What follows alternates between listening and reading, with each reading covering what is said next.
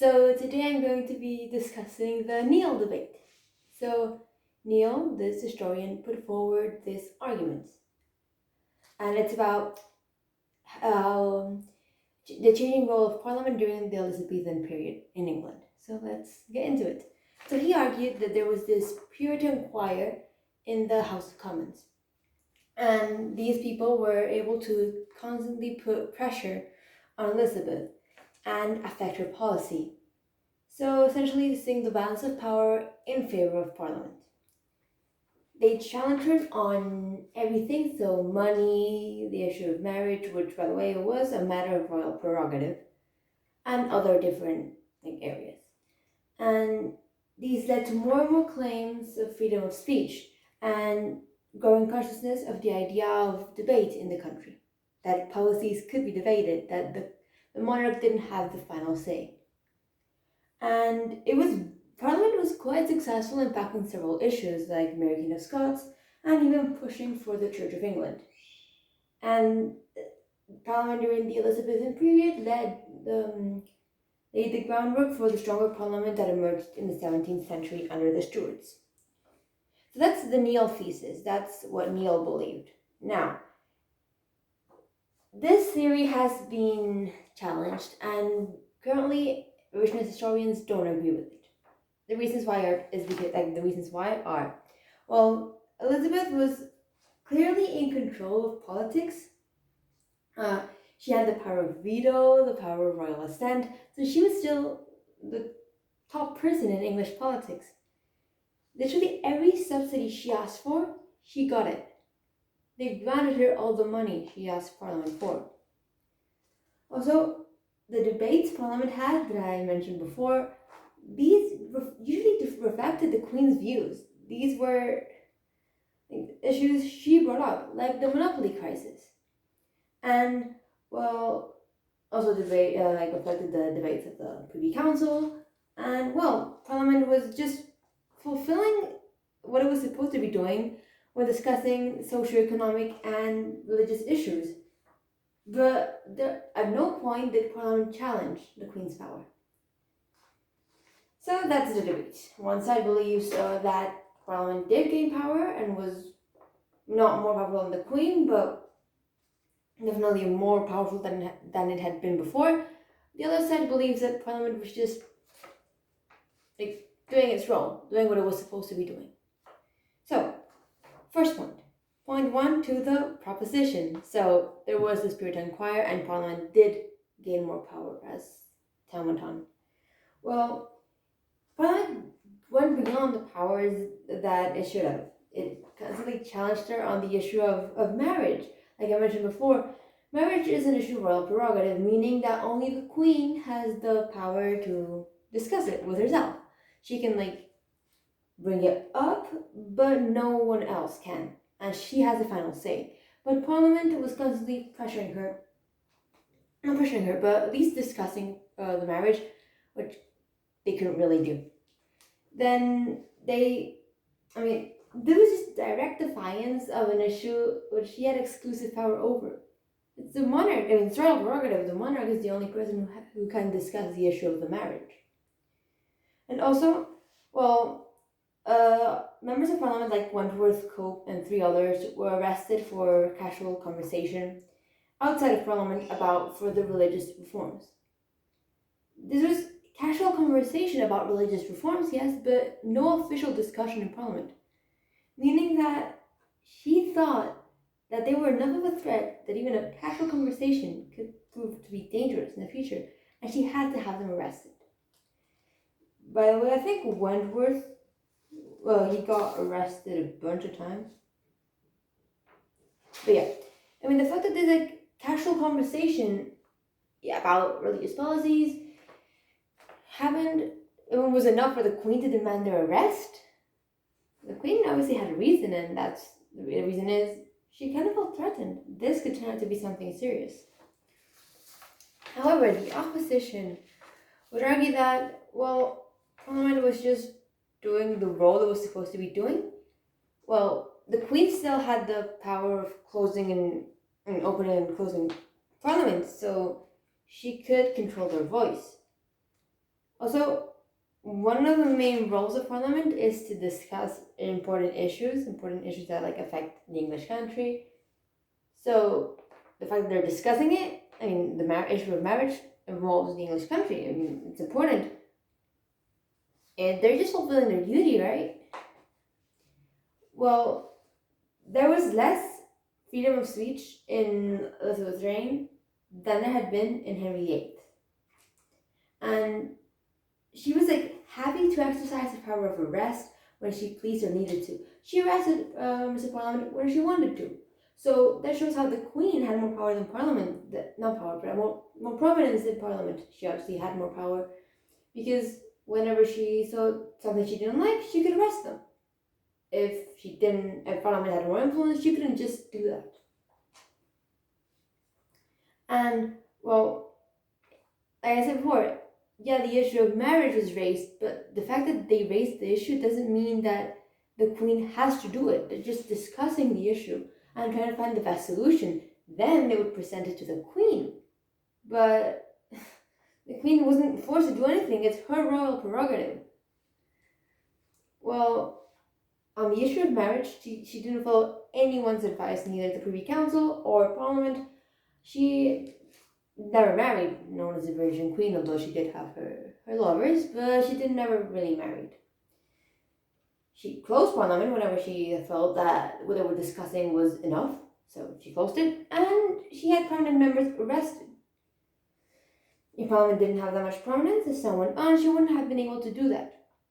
And, I mean, this is out of time period, but this is exemplified in the 17th century when Charles I tries to arrest 5 members of Parliament, and they just don't, they just leave. He doesn't get to arrest them. And yeah, in the 17th century, Parliament has a huge amount of power and influence. They even end up having a civil war. But Elizabeth can arrest members of Parliament, unlike Charles I. But in Elizabeth's reign, part of Parliament was what it always has been. It hadn't really kept evolving. That's what the opposition would argue. Then the proposition would come with another argument, saying that there was this direct, consistent, and quite obvious challenge to put pressure on religious policies and issues that, well, effectively related to this royal prerogative. So, again, Puritan Choir in the House of Commons, not the House of Lords. Well, Stigland, he had this opposition to policy, and he opened this debate on freedom of speech. Then came the 1565 prophesying crisis. Protestant, yeah. And then 1569, Stubbs had published this pamphlet, Member of Parliament. He published his pamphlet concerning the marriage to the Duke of Anjou. He opposed the marriage. And the fact that this Member of Parliament had the audacity to publish a pamphlet on this shows how members of Parliament felt really confident, felt that they could discuss this issue openly. And this new freedom of speech that they had, well, that's because they had more influence, more power, more prominence in politics. If the Queen was this royal, she had this supremacy, they couldn't raise that issue. And these challenges went beyond the traditional challenges for other previous monarchs. And well, this just emphasizes the changing role of Parliament as the time went on. And this freedom of speech, opposing the monarch, opposing monarch's policies, ended up culminating in the English Civil War. 17th century, not really important for this course, but for the discussion for that matter. But yeah, they gained more confidence, they were freer now. They could speak more freely. So this couldn't have been done under other monarchs, showing how they had more influence. Then the opposition, so those saying that Parliament's role didn't increase, would say that Elizabeth maintained absolute control throughout her entire reign over Parliament. Like I mentioned before, and I've said it once and I'll say it again, she was able to open and close Parliament. And really, she only called Parliament when she needed to. Most of the time, it was to raise taxes. And those taxes, they were granted to her. Also, in her reign, she vetoed 60 acts, 15 of them in 1585 alone. Shows how she really exercised the power of veto. If the Royal Parliament had been increasing, she wouldn't have been able to exercise the power of veto, especially in 1585, which was 30 years into her reign. She also set the agenda. So she called Parliament, and probably she told them to the Privy Council, and Privy Council would pass it on to Parliament of what they would be discussing. And so in 1585, she straight up banned all discussion of religious policy. There was some opposition to this, but it still went ahead. No religious policy was discussed from that point onwards. Also, there was a member of Privy Council present in every single Parliament sitting, meaning that, it put pressure on the MPs, and, there was this fear of censorship here. They couldn't speak anymore, so they had to work according to what the Privy Council man believed in, which would be what the Queen believed in. So essentially, like I said, working for the Queen, under the power of the Queen, therefore they weren't as important. If their prominence had increased, they probably would have just ignored the Privy Council member. But they continued their agenda. They didn't just start discussing something else. Also they had this fear of lack of patronage because the members of the Privy Council appointed members of Parliament. They were there because some members of the Privy Council had nominated them. And if they went against what the Privy Council said, they could lose their position as MP. And the member of Privy Council was serving the Queen. So imagine you're a member of Parliament and you go against what the Privy Council man has told you. And this debate opens up. Elizabeth is not happy. She could ban the member of Privy Council from the Privy Council, meaning that everyone who was under the patronage of that member of the Privy Council would have to leave Parliament. So, you can see how the prominence just didn't increase because they were still subject to patronage. The patronage of the Privy Council members who were subject to the Queen. So their prominence didn't really increase. And, they reduced. Privy Council, So Privy Council, like I said, they put forward their own members of Parliament for Parliament, I guess, in the House of Commons and in the House of Lords, so they could discuss what Privy Council wanted, which would be, in theory, what the Queen wanted. So that's it's delegating discussions, I guess. Then, however, the proposition, so those agreeing with Neale, saying that Parliament had an increased role, they would say that Elizabeth's Parliament went on to a continuation of the increasing power of Parliament. Now, the power of Parliament really starts in Henry VIII. I'm not saying that Parliament was nothing until Elizabeth. No. They were prominent. The Reformation Parliament, that was important. So it all started really with Henry VIII.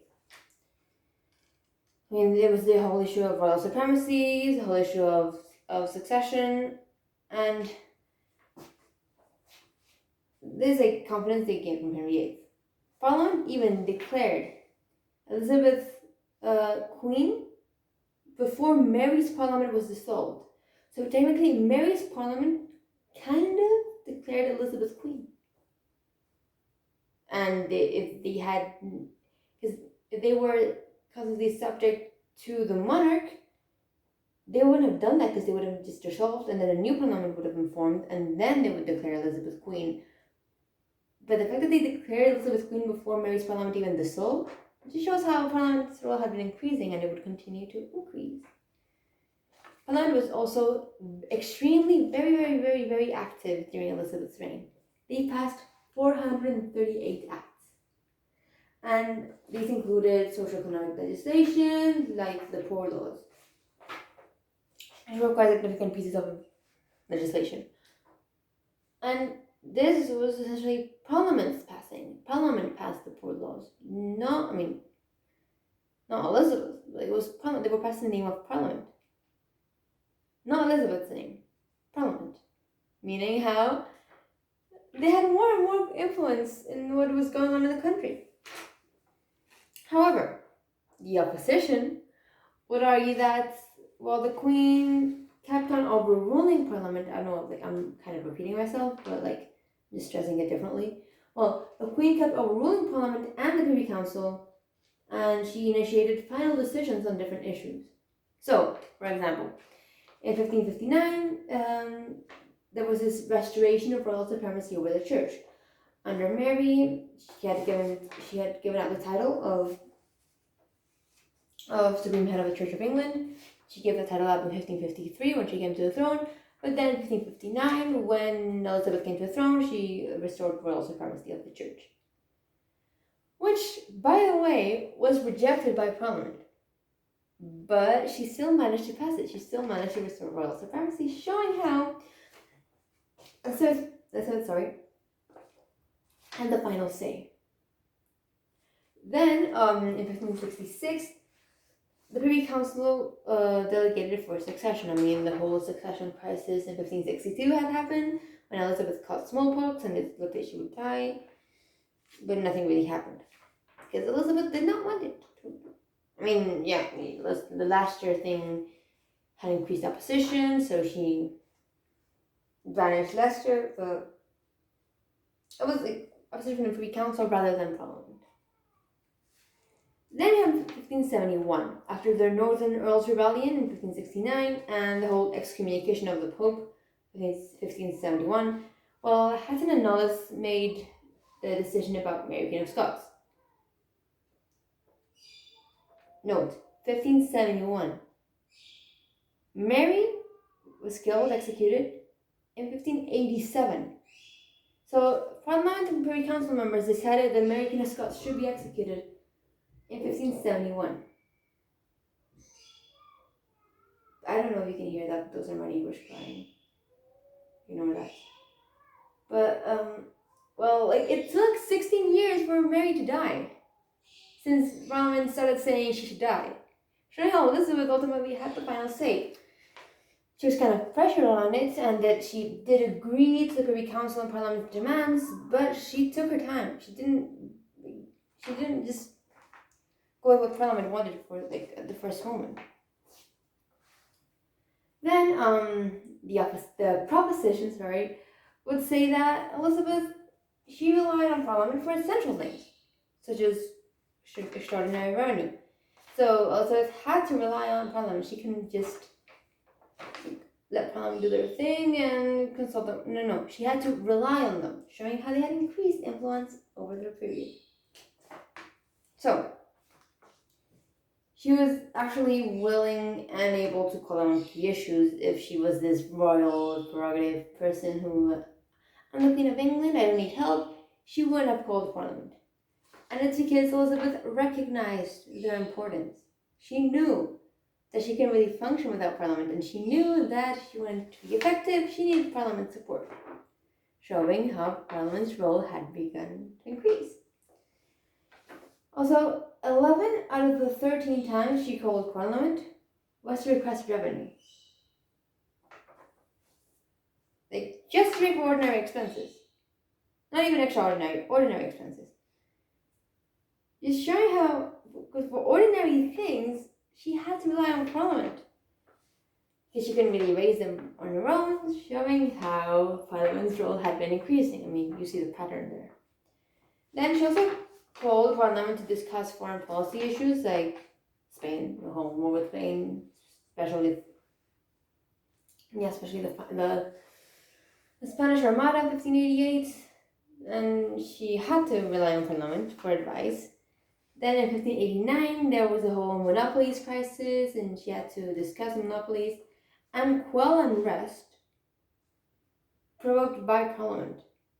So she had to go out of her way to quell this unrest, showing how Parliament just had become more and more prominent. However, the opposition would argue that, the period after Elizabeth's reign has been exaggerated. Over the period, like the power of Parliament, and if you compare the power of Parliament to Elizabeth's reign, then the power of Parliament in the 17th century, well, it just blows it out of proportion. It's greatly exaggerated compared to, I mean, it's a big jump, but really, Parliament gains more power under Charles I, not Elizabeth. Well, this idea of a revolutionary Parliament, it comes in because Parliament's role in the 1640s up until 1660. So, like, that's not Elizabeth. That's nearly 100 years after Elizabeth. So yes, this revolutionary parliament who managed to dethrone a king and only dethrone him but execute him did happen. Parliament did gain a lot of power, increasing influence in English politics. I'm not denying that. But that's after Elizabeth's reign. Well, yeah, it's kind of anachronistic to see Elizabeth's period, as the same thing as the parliament that caused civil war. It's really not the same thing. And I mean, she was able and willing to punish and resist pressure by Parliament, most notably Strickland and the whole marriage issue. So, in conclusion, did Parliament have more power? Yes and no. So, the proposition would argue that Parliament continued to gain power from the 1550s. This is because Marian exiles came in and had these different ideas of government. They were denied of speaking time by Elizabeth. She did try to censure them, but they still had influence. This Puritan Choir emerged, led by Peter Wentworth. The guy was arrested more times than I can count. And but he kept coming back. The fact that he just kept on coming back. At Strickland too, he was banished from Parliament and then he came back. It shows that Parliament had more power. Like, come on. If Parliament didn't have that more power, influence,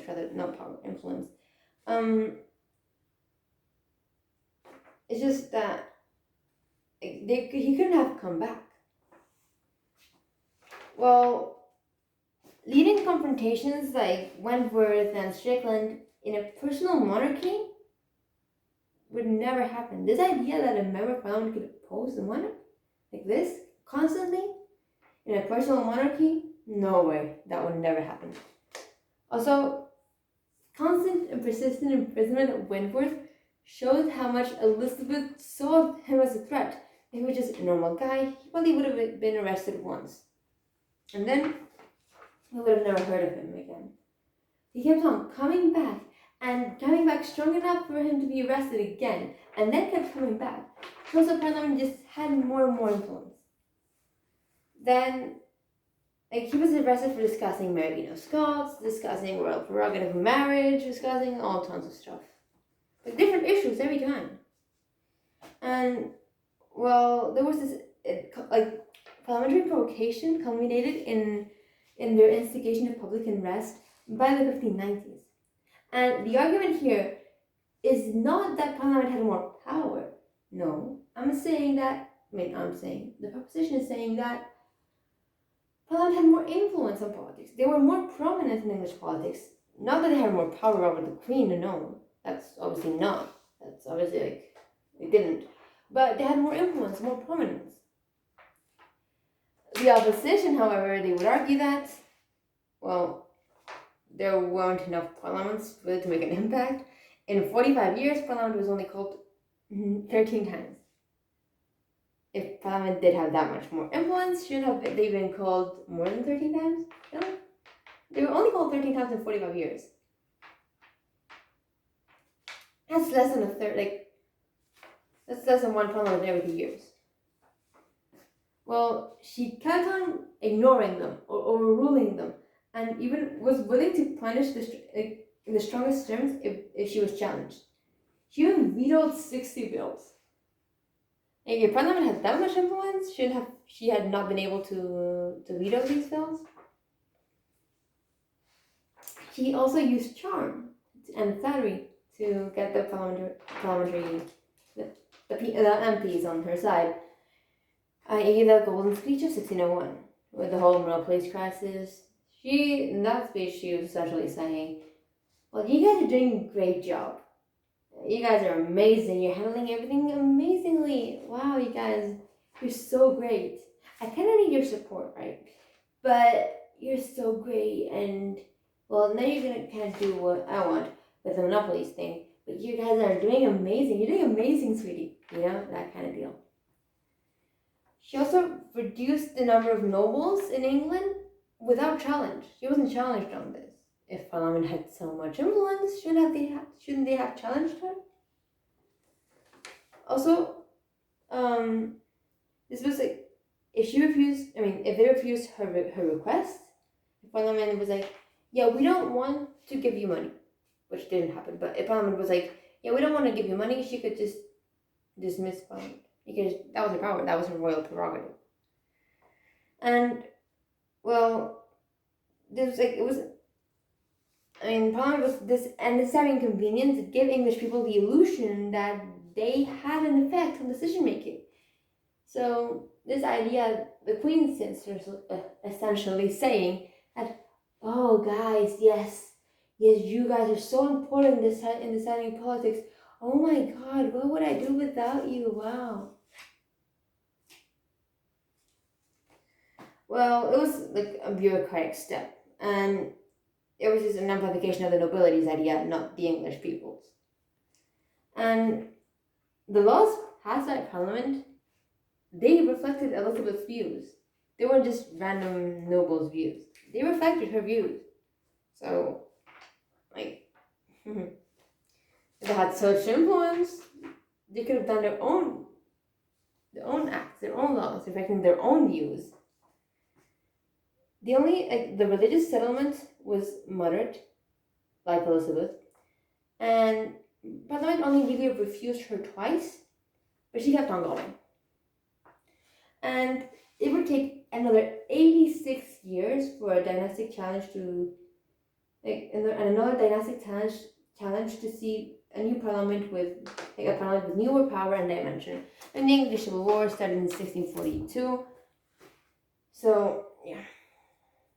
You can't deny Parliament did increase in power, especially in the 17th century. And then there's the debate as to whether Parliament increased in power during Elizabeth's reign. Not power, sorry, influence. Neale's debate was influence, not power. But yeah, personally, my own argument, I do believe Parliament, I do support the Neale thesis. Because I don't think the Puritan Choir, but they did increase influence. I don't believe there was a Puritan Choir though. But yeah.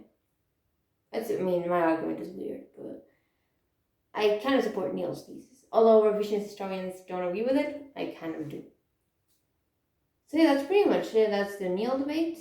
And yeah, with facts and everything and 4 arguments. So yeah, I hope it was useful and I hope you enjoyed it. And yeah, thank you for watching. Bye.